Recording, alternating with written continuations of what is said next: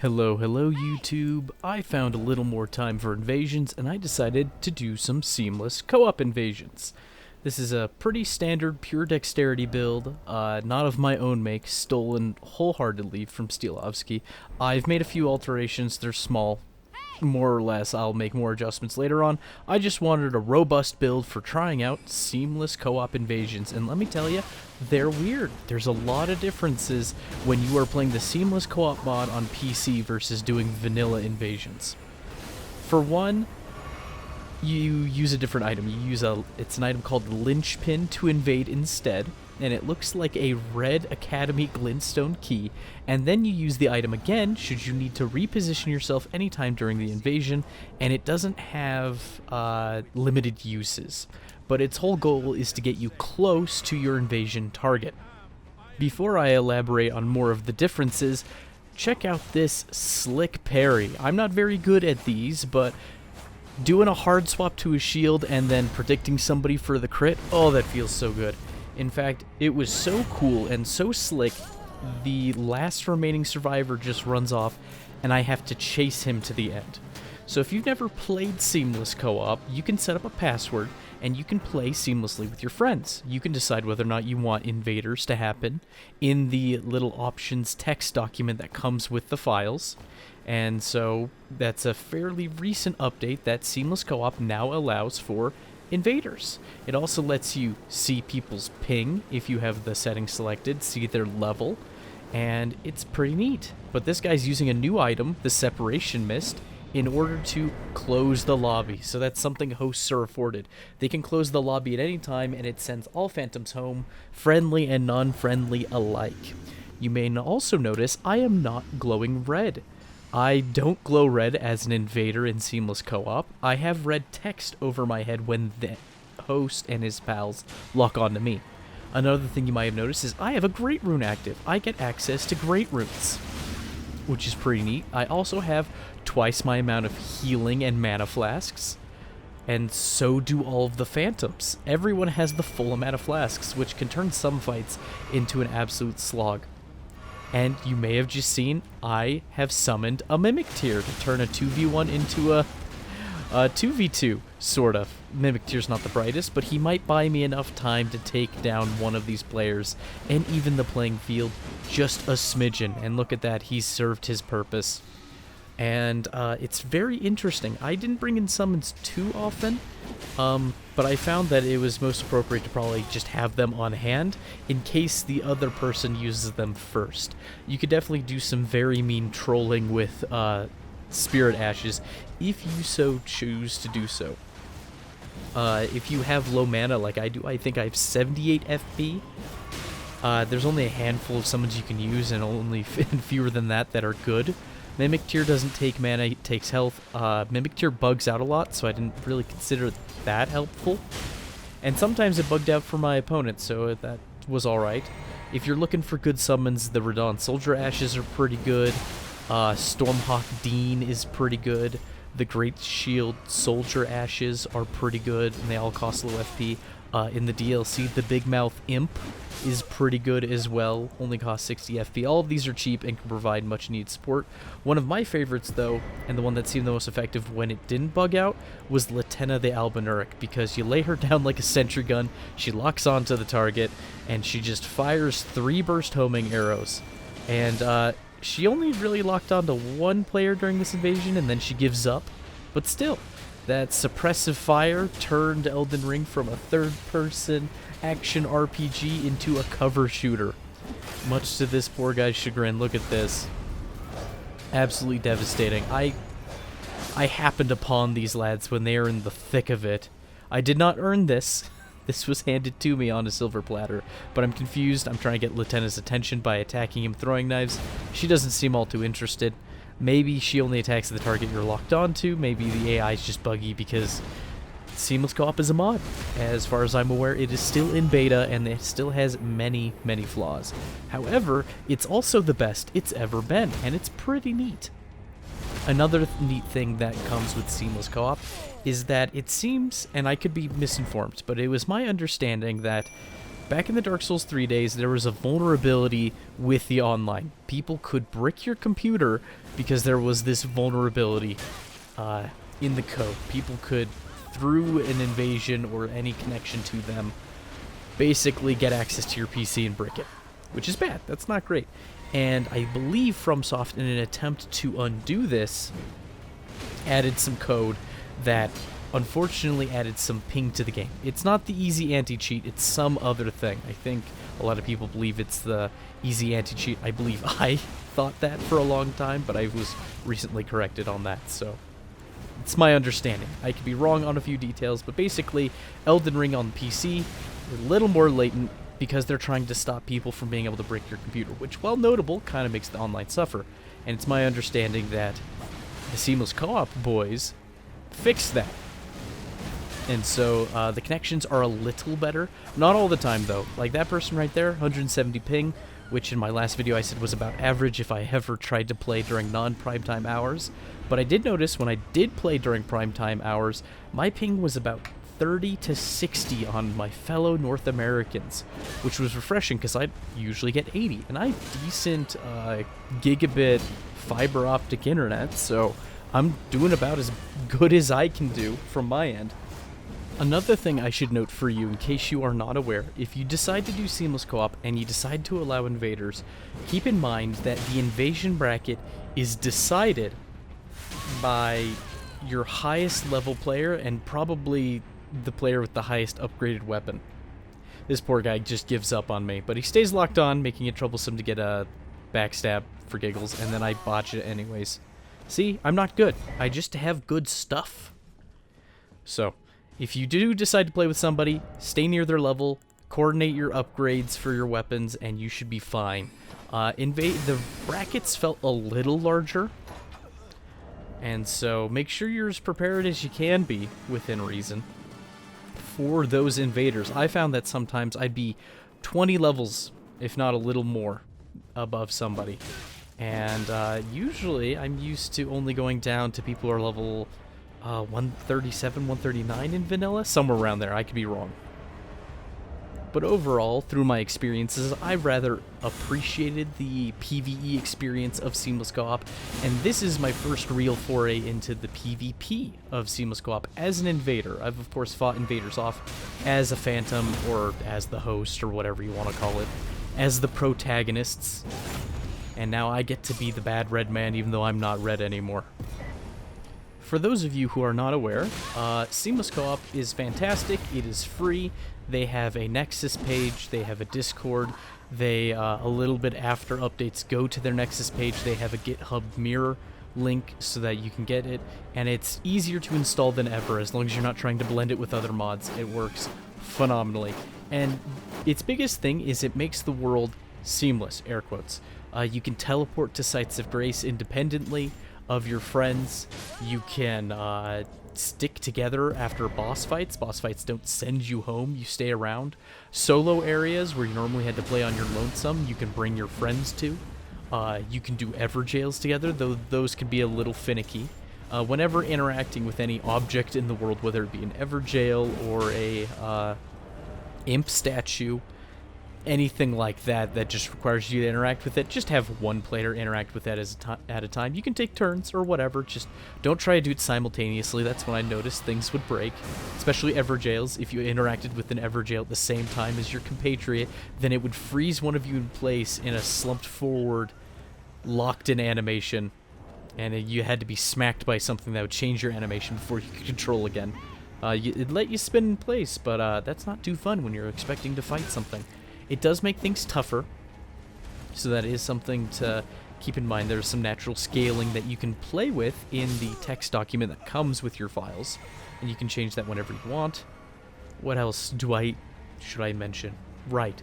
The game does not run with easy anti-cheat when you are playing Seamless Co-op, so that means you're going to run into far more hackers, far more people editing their stats.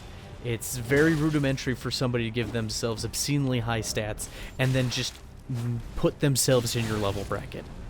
And that could happen at any point. You could be just starting and somebody could do that, or you could be at meta level and they could have max level stats. It's very It's trivial to do, essentially. And easy cheat, normally easy anti-cheat, will look for these people who have modified stats. They'll check the logic, see if the stats equal the total level, and if they don't, that person gets a ban, and I believe they only get to play with other banned players.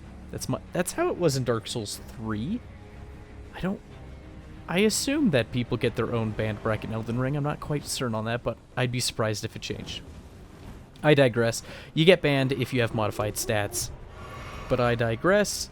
The TLDR, make sure you're just aware there will be more cheaters. I ran into more than my fair share when I was doing the PvE. If ever an invader felt like you weren't easy to clobber, I've been insta-killed by the bone dart thing. There's some script somewhere where they modify the game where if they hit you with a bone dart, it death blights you, and then it overloads your GPU and crashes your game. And that's bad, because usually your PC needs to restart to get everything cleared up of the damage it's done to the GPU. And I have a couple videos where that has happened to me. I think the beginning of my Enchanted Knight video, something like that happened. And it's happened to me since. If you do get death blighted by somebody throwing a bone dart at you, that's probably about to crash your GPU, the best thing you can do is Alt F4. Close your game so that the bad stuff doesn't happen. You can avoid it by terminating the process early. There are other ways people can afflict you with death blight that are illegitimate, like, what is there, the bolus buff swap thing, where people take the Eclipse Shodal's death blight buff and apply it to, like, Lita's Light Greatsword, which has a projectile that hits 10 times, and of course each hit will accrue death blight, and basically it'll be 1 or 2 casts and you're done. That one won't crash your GPU. You don't have to Alt F4 out of that one, but, you know, there is a difference. One is a glitch exploit, the other is hacking with scripts or whatever. But things to keep in mind. You know, when you are playing, you do not have the safety of the easy anti-cheat, but the connections are a bit better from what I found. Other things I found, the players seem to be a little bit worse quality than vanilla. Now, I've only played one elongated session. I did quite well by my standards during the session. As you may have noticed, I'm going for more parries. I'm missing my parries, but I'm also connecting more than I thought I would, which is nice. But the players on Seamless Co-op seem to be a little more interested in the casual PvE experience, which, who can blame them? So I'm a bit at a crossroads. I want the better ping. I kind of like the mix-up of the formula. I like that I like that there's buggy summons, and that everybody has full flasks, and that I'm not a silly red coloration. I like being able to hone in on my opponents, and if they're split up, hunt them down one by one. It's neat. It's a nice way to mix up the formula. But at the same time, if these people are more casual, they're going to be easier. You're probably going to learn a little less fighting them. Maybe it's a good place to start if you're learning how to invade. You know, better connections are wanted. It's cheaper than a PlayStation 5 Plus subscription and another copy of the game, so you have that going for you. And I've heard other major content creators, far larger than myself, notice out loud that the players on Seamless Co-op tend to be a little worse, though the connections are better, and you seem to be picking on noobs. So I probably wouldn't invade. I don't know, I don't want to say I wouldn't, because part of me now wants to see what it's like, see what a level 80 bracket is like, you know? And maybe you'll be picking on worse noobs who have even worse stat distribution, because at least when you're in the 150 bracket, they have stats, and it's their fault if they allocate them poorly. Though you don't want to punish them too severely. They're here to have fun, you're here to have fun. Oh, another thing to be aware of, the player limit seems to be modified. I don't know what the exact parameters of that are, but it does seem to me that I've seen as many as 4 players. Some people have seen as many as 5 players in a lobby. I know Seamless at one point in time would allow absolutely huge lobbies of people. I don't know what the default is, but I have seen as many as 4 players, and it's terrifying when they're all in a little kill box and they all have their own summon. And I had one instance, I didn't record it unfortunately, where I was invading in Fair Missoula, and there's this little section of Fair Missoula where you jump across these rocks, and there's a little round platform at the end, final destination made of rock, and there's a dragon that comes down. You can kill the dragon gives no reward, it's not worth it, it's just a fun little side thing, I suppose. And there was 4 players there, and I was like, I'm not going on that island. That's going to get me killed. So I started shooting at them with a jar cannon, and they all summoned a Mimic Tier. And so there's 8 dudes essentially on that platform. I wish I had recorded it. I did not. I was a doofus. It was one of my preliminary invasions before I started recording. And I was shooting at him from distance. One of the players finally got mad and started to jump across the rocks to get to me. He missed his jump, died, and I assumed the host Alt F4'd at that because the whole lobby closed. Very silly. But that's a lot to be aware of, so whether you are an invader or whether you are just enjoying seamless co-op, I would recommend that you have a spirit summon, some kind, because the other guy's probably going to have one, and you're going to want to even the playing field or at least detract or buy time from their summon. There are far better summons than the ones I've listed before. You just need mind for those, but if you have mind, what would be the best one? Probably like Black Knife Tish, Red Maiden Knight Ogha, Headless Lutel, and the very best one's probably Jolan and Anna, who are a new DLC, 2 tarnish-shaped summons, so they'll have rolls. And they have weapons that ignore shields. And, well, you get 2 of them. So that's probably the best one, unironically. Having 2 tarnish-shaped enemies, even if they're kind of dumb, rolling and providing a distraction could be all the difference you need. Oh, here I'm testing out a new thing. Turns out, if you're using some attacks from a halberd and a good amount of the attacks from a curved greatsword with an offhand thrusting shield that has the shield strike Ash of War on it, which lets you just get access to its attack pattern in your left hand, you can combo it. I believe the running light attack, running heavy attack, neutral of those might work. They combo. So you may notice that this guy is about to heal. I believe I'm going to get a running light attack into the shield poke. And that's a combo. I don't think they can escape that. Seems pretty consistent.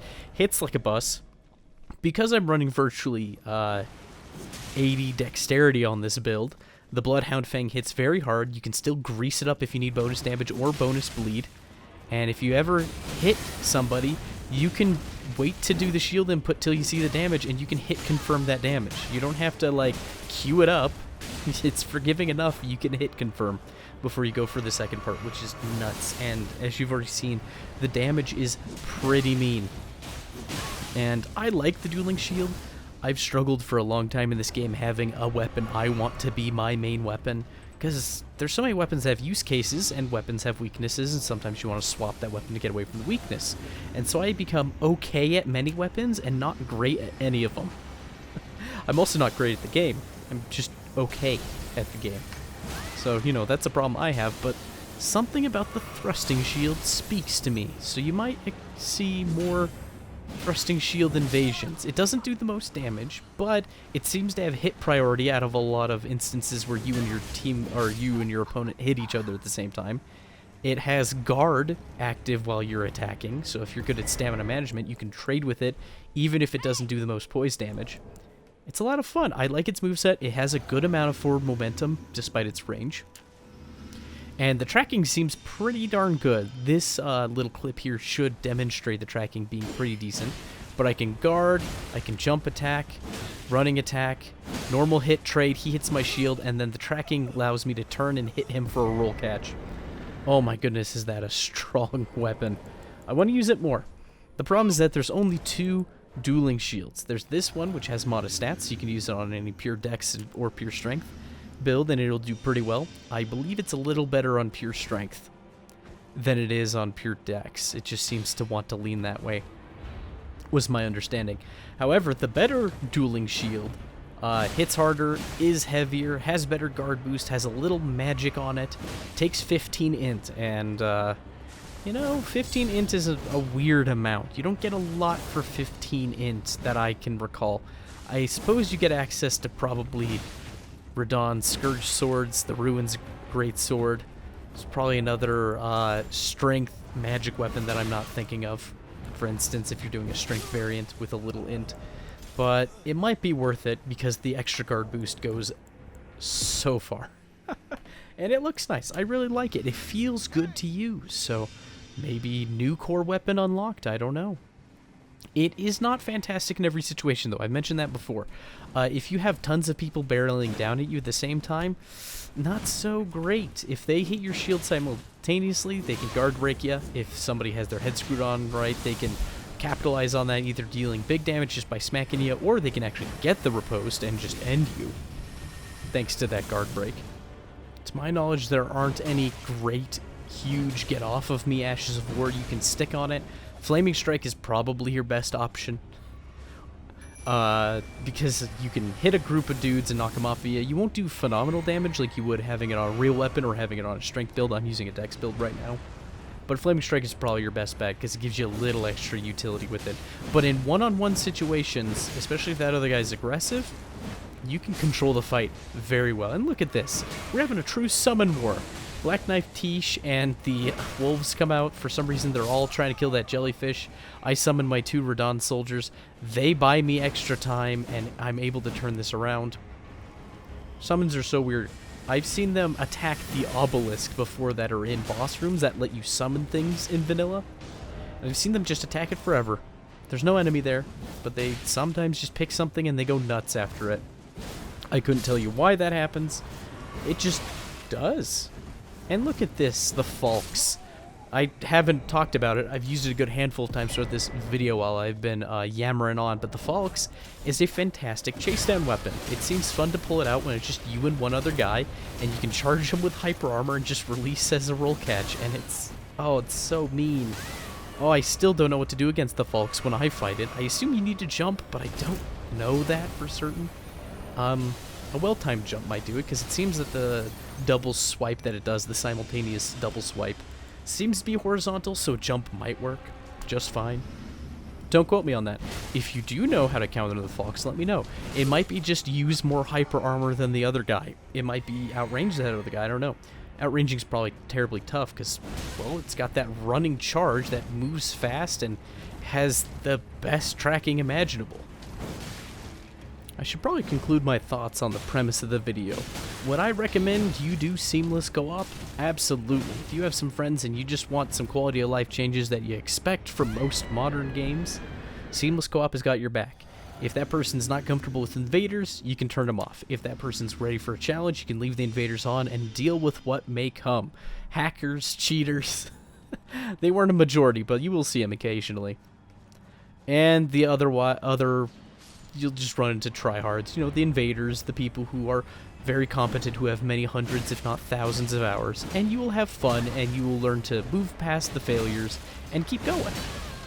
And hopefully have a good time. And if you are an invader or want to learn to invade, seamless co-op invasions might be the place to learn. A little bit better connections if you're on PC, a little more power to the invader. You have more heals, for instance. All the phantoms also have more heals as well. And if the player base is a little worse, well, if you're new to it, then you'll be worse with them. And then you can hopefully have a good starting point to learn to invade. Because there are so many people I vigor checked. These two, however, they have decent health. Their builds seem relatively put together. I'm not insta-killing them. I could be using a meaner weapon, I suppose, but at the same time, there's so many people I'd smack. I'm like, you only have 700 health in the 150 bracket? Are you insane? What are you doing? But thanks for joining me today. It's been good to have you. And I've had so much fun doing this. I had such a great time playing. And it is refreshing to have genuine fun playing the game and not go, oh, I'm bad at invasions. I have to struggle till I'm good at invasions. Once I'm good at invasions, I can have fun. No, you can have fun all the way along. It's a matter of mentality. Don't give up. Switch up what you're doing if you're not having fun, and get back to it if it's something you genuinely care about. And I will see you in the next one. Bye-bye.